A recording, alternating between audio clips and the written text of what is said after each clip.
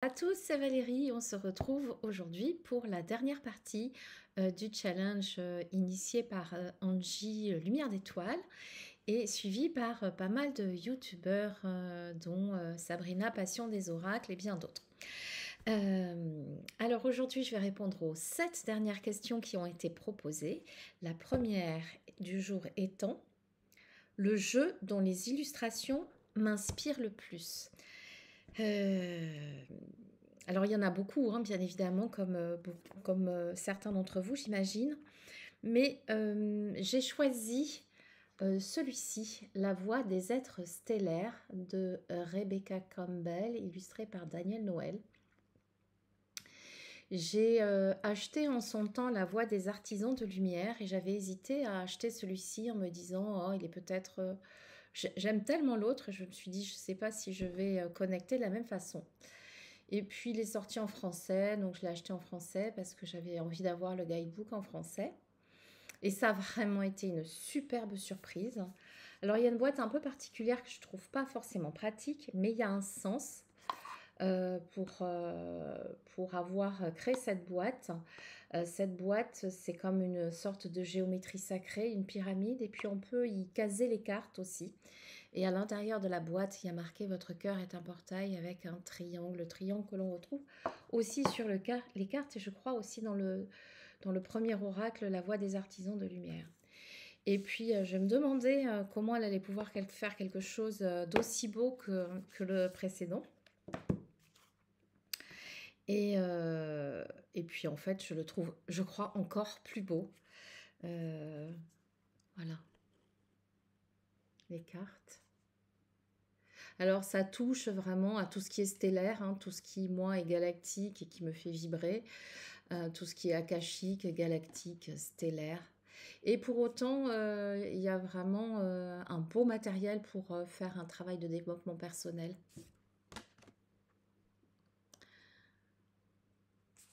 Et ce mauve est juste magnifique. Regardez. Je vais mettre sur pause et aller vous chercher La voix des artisans de lumière pour que vous puissiez bien comparer. Voilà avec l'oracle des artisans de lumière que beaucoup d'entre vous connaissent. Mais si vous n'avez pas les deux, pour que vous puissiez comparer côte-côte, donc c'est une boîte cloche classique avec le guidebook. J'ai tellement aimé ce jeu. Je me suis dit, mais comment elles vont réussir à faire un jeu qui me plaise encore plus? Alors, les artisans de lumière, vous voyez, les cartes sont brillantes et la voix des êtres stellaires. Oui, c'est ça, la voix des êtres stellaires, je ne me souviens plus du titre. Ça ressemble énormément, mais c'est un peu différent. On est toujours dans cette ambiance de pastel. Et là, c'est un toucher doux, soft. Franchement, je préfère. Et ensuite, pour comparer, voici les cartes de la voix des artisans de lumière. Et voici celles des êtres stellaires. Donc, elles sont quasi identiques. Vous voyez, le cartouche en bas, je préfère ce mauve pâle. Vraiment. Je trouve que c'est un peu l'aboutissement de... Je vais prendre d'autres cartes. Je trouve vraiment que c'est l'aboutissement du premier. Il y a beaucoup de notions communes. Hein. Il y a beaucoup de notions communes. Mais pour le coup, je ne peux pas mélanger les deux parce que comme il y en a qui a un soft touch et l'autre qui est en brillant, je sais ce que je vais trouver. Mais j'adorais le premier, mais le second, les illustrations, regardez-moi, pratique de pardon. Oh, qu'est-ce que ça me parle, ça? Celui-ci me parlait aussi, mais celui-ci, je le trouve encore plus... Enfin, c'est comme si les personnes qui créent au fur et à mesure de leur processus de création, au fur et à mesure des années, changent leur vibration et en changeant la vibration, intègrent dans leur création la vibration actuelle. Et c'est vraiment quelque chose de très très fort que j'ai ressenti avec ce jeu. Regardez-moi cette carte que je n'arrive pas à lire évidemment. Une nouvelle terre. Cela arrive. Yes, it's coming soon, now. J'adore. Il y a des cartes plus sombres aussi, mais tout est une question de perspective, n'est-ce pas? Hein, quand on change son point de vue et qu'on trouve le sens de ce qui nous arrive, hein, ça nous permet de dénouer pas mal de choses. Voilà. C'est donc, allez, je vous en montre encore une ou deux. Donc moi, en plus, mes fleurs préférées, ce sont les pivoines. J'adore, j'adore, j'adore. Regardez-moi ça. Bain d'étoiles. Corps de lumière, grille de cristal. Transformation, activation. Et puis le livret, toujours bien, mais là, c'était pas sur le livret, c'était vraiment sur les cartes qui m'inspiraient le plus. Et c'est donc un travail de Rebecca Campbell et Daniel Noël à travers la voix des êtres stellaires. Voilà. Oups. Voilà. Donc, elle nous invite, elle explique bien hein, dans le book qu'on peut s'en servir de porte-carte. Moi, perso, je trouve pas ça super pratique parce qu'on ne voit pas bien le bas, donc je ne m'en sers pas comme ça. Et puis, j'ai autre chose. Et ce jeu, je trouve, pour couronner le tout, qu'il va très très bien avec le mien. Voilà. Même si les cartes sont un tout petit peu plus petites, j'aime bien tirer une carte du mien et une carte de la voix des êtres stellaires. Je trouve qu'il y a un sens, il y a quelque chose. C'est peut-être prétentieux, mais bon, je trouve qu'il y a un ressenti, une vibration qui me fait penser au mien. Alors ça, c'était pour la question numéro 15. Le jeu dont les illustrations m'inspirent le plus. Voilà. Ah, je me trompe de guidebook. C'est vrai qu'ils se ressemblent tellement que... je me retrompe encore. Bon, allez, je rangerai après. Question numéro 16. Alors là, c'est pas quelles sont les illustrations qui me séduisent, qui m'inspirent le plus dans un jeu, mais le jeu dont le livret m'inspire le plus. C'est pas simple. Hein. C'est pas simple parce qu'il y a des livrets qui m'inspirent en Lenormand, il y a des livrets qui m'inspirent en tarot, il y a des livrets qui m'inspirent en oracle. Du coup, j'ai choisi deux. J'ai choisi un qui n'a pas été présenté jusqu'à présent dans le challenge, en tout cas dans ce que j'ai regardé, puisque j'étais en retard dans le challenge. C'est le guidebook de l'héritage du tarot divin. Qui est un tarot de Chiroma Chetty. Je vous ai présenté le Gilded Reverie hier en petit Lenormand. C'est un des tarots qu'il a fait. Franchement, moi j'ai acheté après, je ne sais plus lequel, tiens d'ailleurs, comment il s'appelle? Bah, il est caché. Donc j'en ai acheté un autre que j'aime moins. Celui-ci, je l'adore. Et le guidebook est extrêmement intéressant. Donc déjà, comment vous dire, il fait 300 pages. Donc il y a de quoi dire des choses. Les cartes sont juste... L'impératrice, bien évidemment, je tombe sur l'impératrice. J'adore cette impératrice. Voilà. Alors, pourquoi c'est le livret qui m'inspire le plus? Puisqu'on ne parle pas des cartes, là pour le coup, on parle du livret. Alors, sachez toutefois que c'est un tarot qui existe en mass market, dans un coffret immense qui coûte, je dirais, seulement 27 €. Et qui est d'une richesse incroyable. Alors d'ailleurs, au début, j'ai fait des petits marque-pages pour ne rien oublier. Au début, Ciro Marchetti parle un petit peu de l'origine du tarot, etc. et comment s'est construit cette aventure de l'héritage du tarot divin. Moi, j'aime bien aussi là, ces histoires qui nous permettent de découvrir un petit peu l'auteur. Et puis, se sentait pas suffisamment tarologue, je dirais, pour faire tout le guidebook. Et il y a quelque chose de très très intéressant dans ce livre que je n'ai retrouvé nulle part ailleurs. C'est qu'il a ajouté à chacune des cartes, la vision de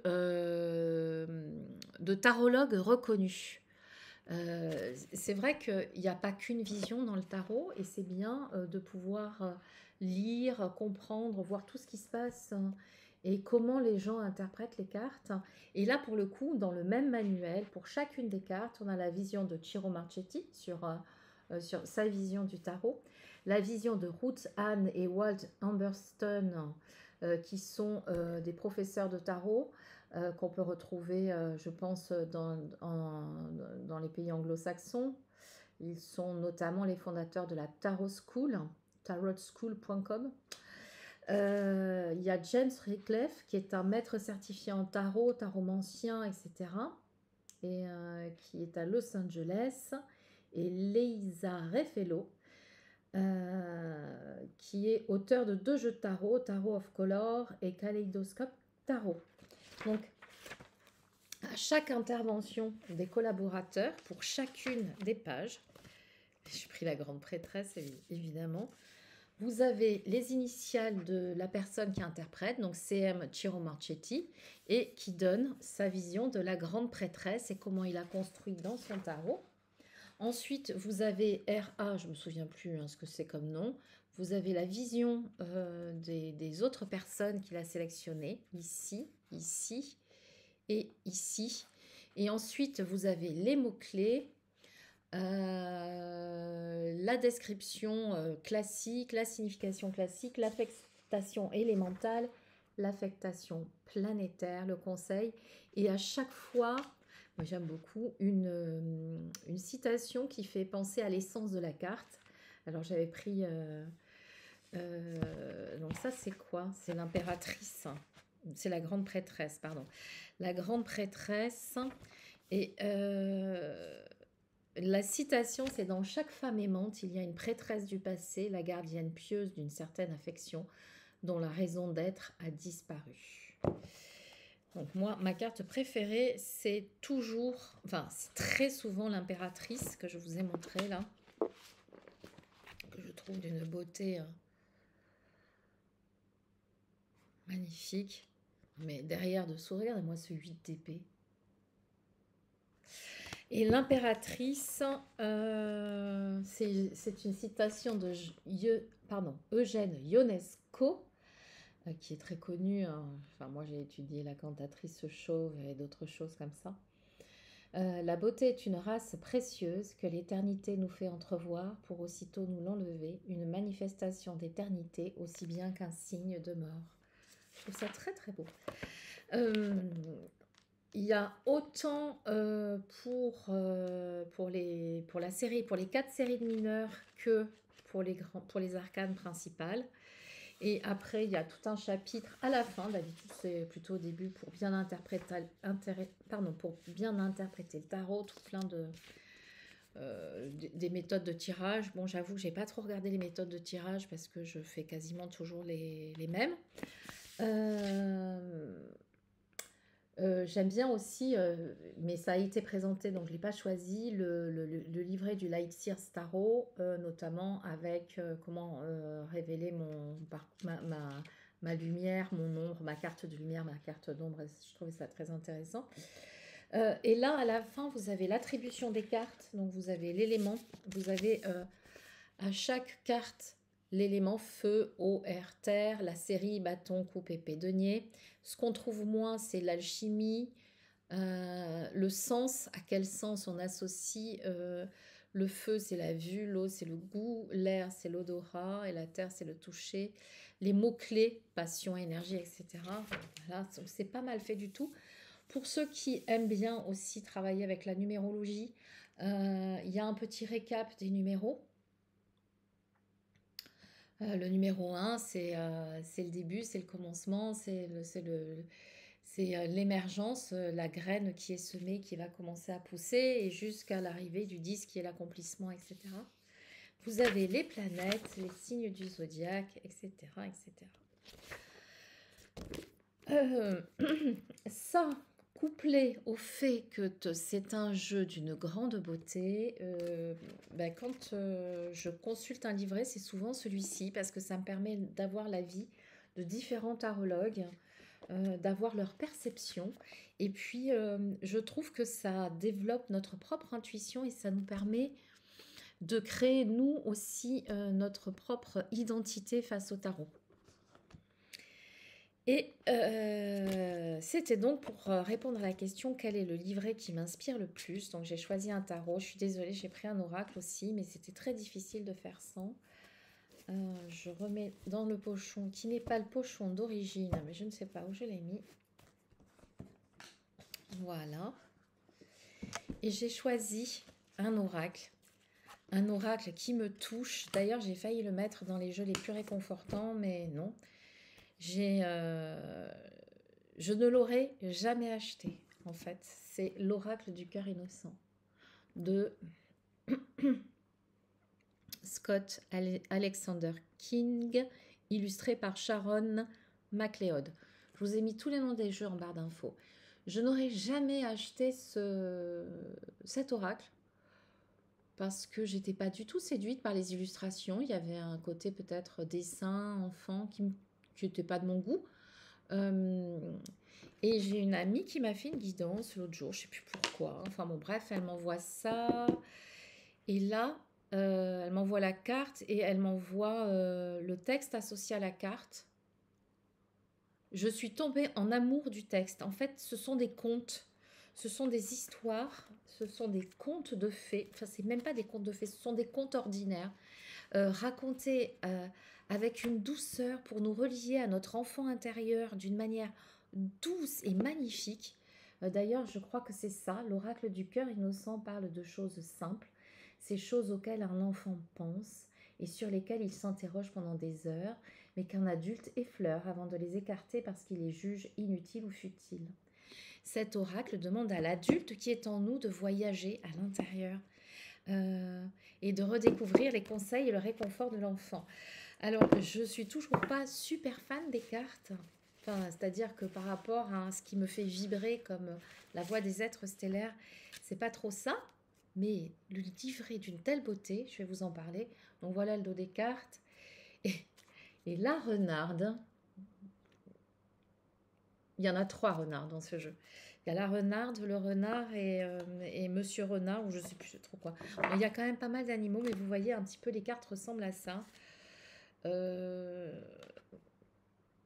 Moi, j'arrivais pas trop à me projeter dedans, même s'il y a des petits mots clés, mais c'est écrit tout petit. Moi, j'y vois rien. Tiens, Monsieur Todd, le 3e renard. Si on arrive à trouver des choses, mais vraiment la richesse pour moi est dans ce livret qui est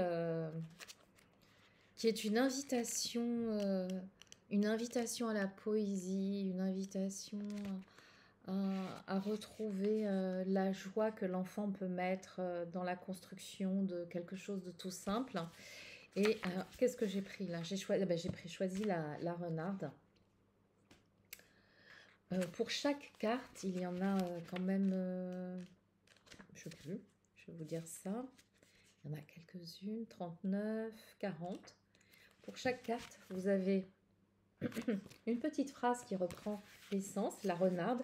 L'objectif de la vie se retrouve dans la mémoire des choses toutes simples de l'enfance. Et après, ça démarre avec une histoire. Une histoire, je dirais qu'il y a une morale, mais pas dans le sens classique de attention, si tu fais pas ci, fais pas ça. Si tu fais pas ci, c'est pas bien, etc., etc. C'est pas une morale moralisatrice. Voilà. C'est une histoire qui nous permet d'avoir un sens différent, une vision différente des choses qui peuvent nous arriver. Et je trouve ça extrêmement enrichissant. Donc ça commence, j'ai rêvé un jour d'une renarde de l'Arctique. Elle ressemblait à une petite fille, etc. Et il y a toute une histoire. Et à la fin,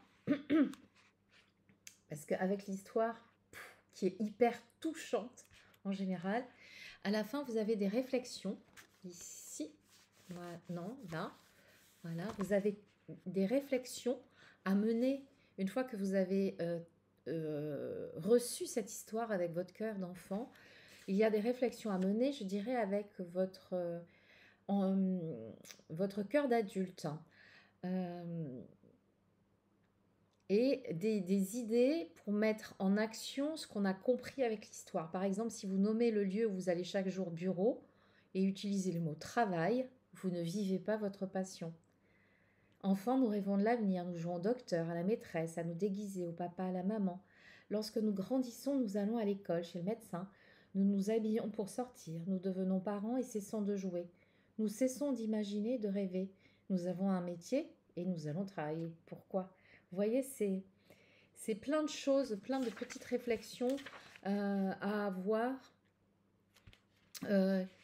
qui nous permettent de nous reconnecter avec cette partie de nous qui a vraiment jamais eu envie de partir et puis qu'on a laissé sur laquelle on a mis un mouchoir, parfois même une couverture, pour pas qu'il puisse s'exprimer. Et pourtant, c'est facile de laisser s'exprimer l'enfant qui a envie de revenir jouer avec nous. C'est facile et c'est faisable. Facile, c'est pas toujours facile, mais c'est faisable. Donc cet oracle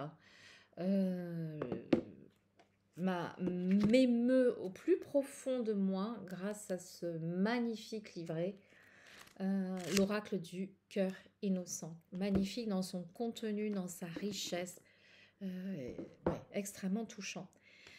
Voilà, et puis j'ai pas pris de livret pour le petit Lenormand, parce que je me suis dit déjà que je respectais pas la règle.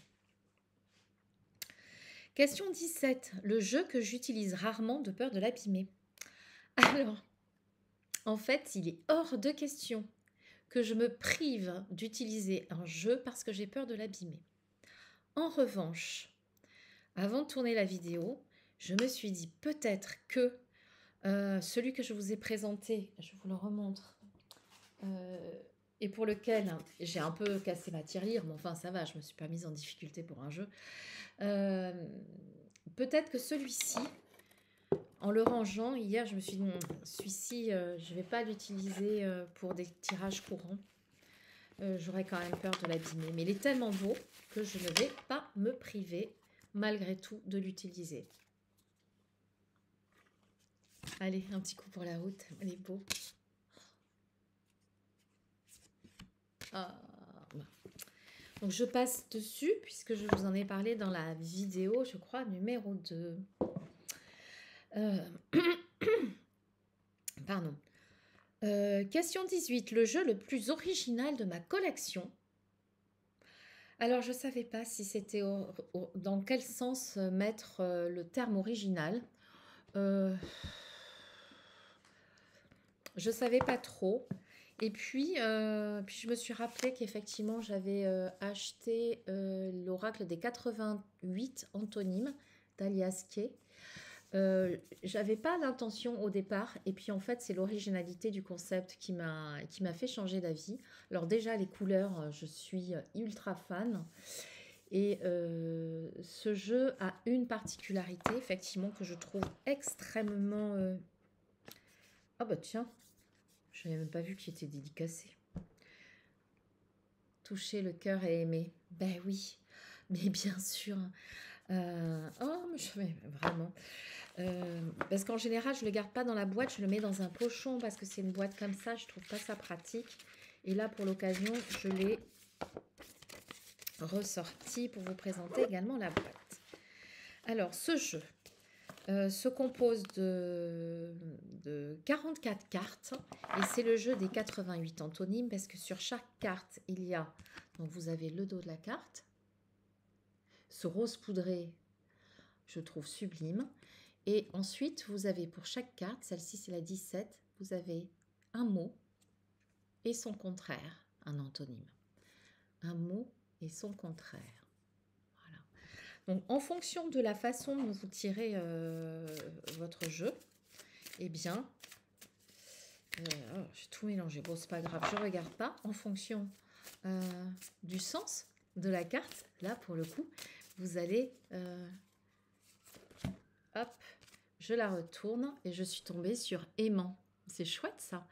Et le contraire, distant. Aimant, distant. L'originalité de ce jeu tient à ceci. Je vais approcher. Est-ce que vous voyez? Ben, je ne suis pas en direct, donc vous n'allez pas me répondre. Est-ce que vous voyez les petites pointes en relief en bas et en haut. En fait, Alias Kay a conçu ce jeu pour qu'il puisse être lu par les aveugles. Donc ces petits points, c'est du braille. Ce sont les mots en braille. J'ai trouvé ça extrêmement touchant et très original. Voilà. Je ne sais pas si elle le mentionne là-dedans.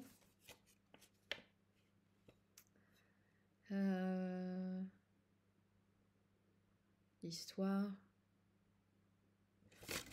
Certainement, mais bon.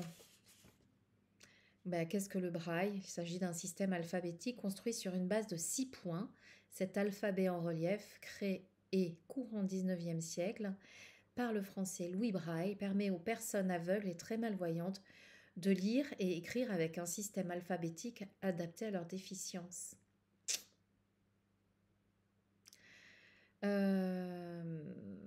Voilà.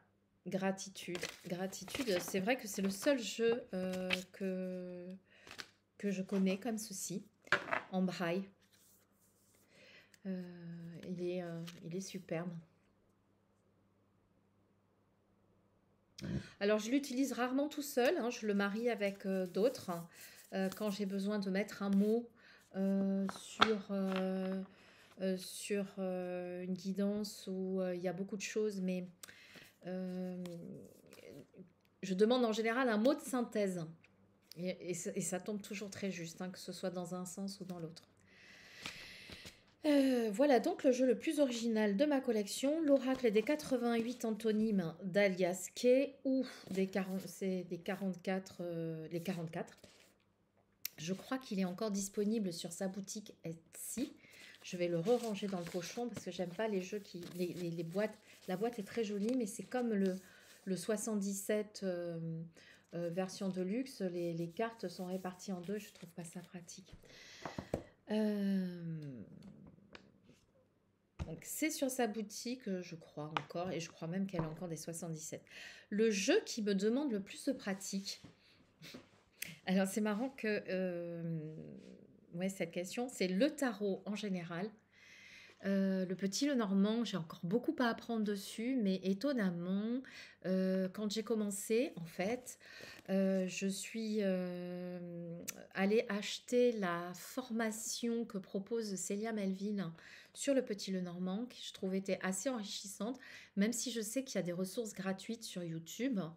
J'aime bien son énergie, je la trouve douce et puis ça m'a fait plaisir, voilà.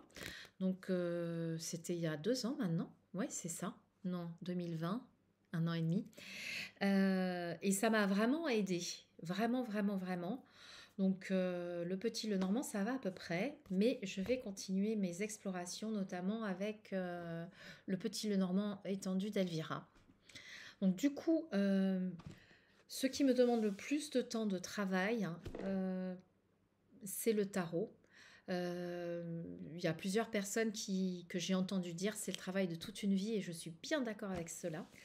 Le tarot de Thoth en particulier, je suis contente de l'avoir, je l'ai reçu il y a quelques jours, il était indisponible et j'étais à 2 doigts d'acheter la version collector que j'ai trouvée sur la boutique Etsy, sauf qu'elle était je sais plus, 80 € et plus 40 € entre les frais de port et les frais de douane. Je me suis dit flûte quand même. Je l'ai laissé dans mon panier, je suis revenue 3 jours après, il était plus à 90 €, il était à 175 après. Je me suis dit non mais c'est bon, on arrête. Et ça m'a laissé le temps de trouver celui-ci qui a été réapprovisionné. Bon, elle est en anglais, hein, mais c'est pas très grave, sur Amazon. Donc j'ai pris celui-ci, j'ai pris un plus petit pour écrire dessus. Et ça, c'est le travail, c'est mon travail de l'été prochain. J'attends le livre. Je sais plus, j'ai pas pris le livre. J'ai pris un livre qui a été présenté par Claire de la Lune il y a quelques temps. Je sais plus comment il s'appelle. Il n'est pas encore arrivé. Et j'ai pris un plus petit pour pouvoir écrire sur les cartes. Ces 3 objets vont être mon travail de cet été. Le tarot de Thoth, ça fait très longtemps que j'ai envie de l'étudier, mais j'ai pas envie de l'étudier comme ça entre la poire et le fromage. Donc, j'ai dit cet été, pour mes vacances, j'ai le tarot de Thoth, donc le grand pour le classique pour bien voir les illustrations. Parce qu'il est extrêmement riche, c'est un tarot extrêmement particulier avec tout ce qui est cabale. Enfin, il est d'une richesse inouïe. Et donc, je pars avec ceci, le petit pour écrire dessus et le livre. Et en voiture, Simone. Voilà. Je vous montre quelques cartes. Et là, le tarot de Thoth et quelques bouteilles de rosé. Moi, je vous dis que en septembre, je vous fais des tirages.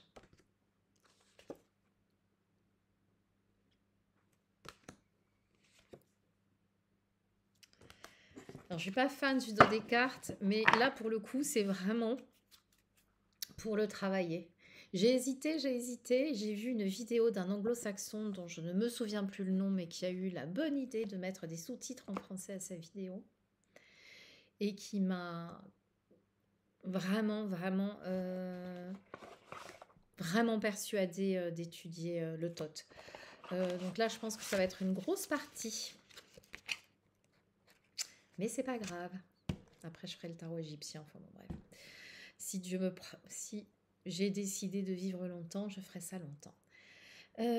C'était donc le jeu qui va me demander le plus de pratique, le tarot, et en particulier le tarot de Thoth. Le jeu que j'offrirai à un ami qui débute. Alors, tout simplement, moi j'ai choisi le tarot des anges de Doreen Virtue. J'ai pas choisi un oracle, j'ai choisi le tarot des anges. Après, ça dépend si la personne elle veut débuter et se pas se prendre la tête. Mais même le tarot des anges est d'une simplicité. Moi, c'est un de mes premiers jeux, donc il est un peu abîmé. Je sais pas si ça se voit bien. C'est vrai que le doré, ça tient pas super bien. Mais alors bien évidemment, les 4 séries, elles sont déjà identifiées par des couleurs, donc c'est facile. Les majeurs, vous avez pas toujours les mêmes cartes qui sont reprises, elles sont vraiment très abîmées.